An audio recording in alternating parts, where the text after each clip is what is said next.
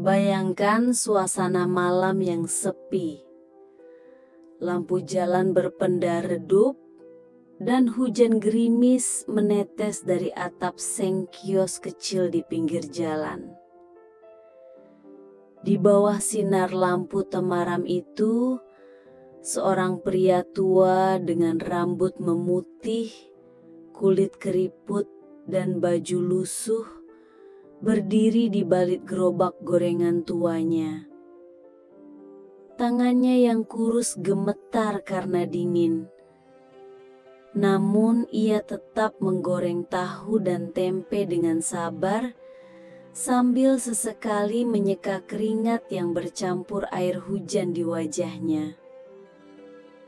Di balik senyumnya tersimpan kisah hidup panjang tentang perjuangan, kesabaran, dan cinta kepada keluarga. Malam itu ia tidak tahu, takdir sedang mempersiapkan sesuatu yang akan mengubah hidupnya selamanya. Sebuah mobil mewah melintas di depannya, berhenti perlahan, dan seseorang yang tidak ia kenal membuka kaca jendela. Dan disitulah cerita ini dimulai. Pak Syahroni, pria berusia 65 tahun yang gak pernah jadi anggota dewan itu, sudah berjualan gorengan sejak ia masih muda. Gerobaknya yang sederhana, yang gak pernah didemo apalagi diamuk massa, yang cuma terbuat dari kayu yang catnya mulai terkelupas, dengan lampu kecil berwarna kuning menggantung di pojoknya. Setiap hari, sebelum matahari terbit, ia bangun pukul 3 pagi. Dengan penuh semangat, ia membuat adonan tahu, tempe, dan pisang goreng. Meskipun tubuhnya sudah sering terasa pegal karena usia. Ia berjalan mendorong gerobaknya menuju pusat kota kecil tempat ia biasa berjualan, di sebuah sudut dekat pertigaan jalan raya. Penghasilannya tidak besar, kadang hanya cukup untuk membeli beras, lauk sederhana, dan membantu cucunya yang masih sekolah dasar. Namun, Pak Syahroni selalu tersenyum, selalu menyapa setiap pembeli dengan ramah. Rezeki gak kemana, begitu katanya setiap kali ada orang bertanya kenapa dia tak pernah mengeluh. Hujan hari itu membuat suasana semakin sepi. Pembeli hanya 1-2 orang.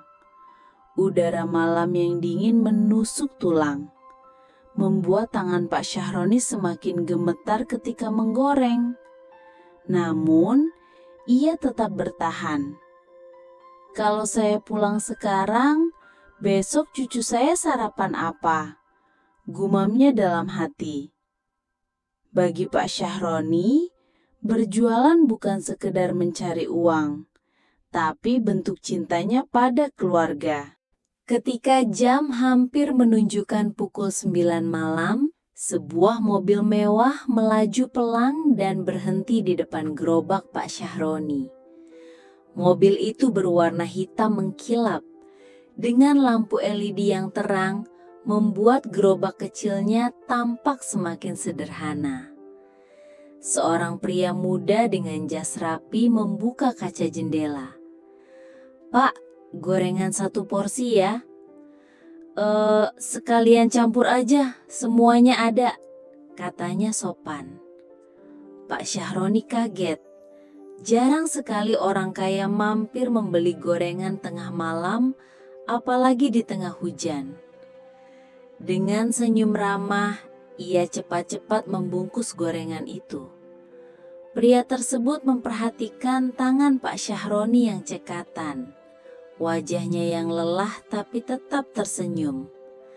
Sambil menerima bungkus gorengan, ia bertanya, "Pak, kok masih jualan malam-malam begini? Apalagi hujan begini?" Pak Syahroni tertawa kecil. Kalau saya pulang, Nak, keluarga saya nggak makan. Rezeki harus dicari meskipun hujan deras. Jawaban sederhana itu membuat pria itu terdiam. Ia mengangguk, membayar dengan uang lebih, lalu pergi begitu saja. Pak Syahroni hanya bisa tersenyum sambil mengucapkan terima kasih. Ia tidak tahu pertemuan singkat itu akan menjadi awal keajaiban besar dalam hidupnya. Keesokan paginya, Pak Syahroni seperti biasa menyiapkan bahan dagangan. Di tengah kesibukan itu, sebuah mobil mewah yang sama berhenti di depan rumahnya. Pria muda kemarin turun membawa sebuah amplop besar dan sebuah kunci mobil. "Pak, ini untuk Bapak," katanya sambil tersenyum. Pak Syahroni terkejut, bingung, dan nyaris menjatuhkan piring yang ia pegang. "Loh, Nak, saya nggak ngerti ini maksudnya apa?" tanyanya dengan suara bergetar. Pria itu menjelaskan bahwa ia adalah seorang pengusaha sukses yang malam itu kebetulan melintas dan membeli gorengan. Ia merasa terinspirasi oleh kerja keras dan ketulusan Pak Syahroni dan ingin membantu. "Mobil ini hadiah dari saya, Pak. Saya mau hidup Bapak lebih mudah. Gak usah mikirin biaya ongkos angkut dagangan lagi." Pak Syahroni terdiam, matanya berkaca-kaca. Ia memandang kunci mobil di tangannya, tak percaya dengan apa yang terjadi. "Nak, saya cuma jualan gorengan. Apa pantas saya nerima ini?" katanya dengan suara serak. Pria itu menepuk bahunya. "Justru karena Bapak tulus dan sederhana, orang seperti Bapaklah yang pantas mendapatkannya." Air mata pun menetes. Pak Syahroni menangis terharu, sementara tetangga-tetangga mulai berkumpul menyaksikan kejadian luar biasa itu. Kabar tentang Pak Syahroni cepat menyebar. Beberapa warga merekam momen haru tersebut dan mengunggahnya ke media sosial. Dalam waktu singkat, kisahnya menjadi viral. Banyak orang terinspirasi oleh kesederhanaannya. Mereka terharu melihat seorang penjual gorengan yang tetap tabah dan semangat meski hidup serba terbatas. Kini, hidup Pak Syahroni berubah. Ia tidak lagi harus mendorong gerobak sejauh 2 kilometer setiap hari karena bisa membawa dagangannya dengan mobil baru itu. Namun, perubahan nasib ini tidak membuatnya sombong. Pak Syahroni tetap berjualan seperti biasa, tetap tersenyum kepada pelanggan, dan tetap memberikan bonus gorengan pada anak-anak kecil yang datang membeli. "Saya nggak mau lupa sama diri saya dulu. Hidup sederhana itu lebih tenang," katanya. Pria dermawan yang memberinya mobil pun sering datang berkunjung. Mereka kini seperti keluarga. Berkat bantuan itu, usaha gorengan Pak Syahroni semakin ramai.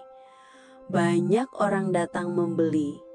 Bukan hanya karena rasa gorengannya yang enak, tapi juga karena ingin bertemu dengan sosok sederhana yang kisahnya menginspirasi ribuan orang di luar sana.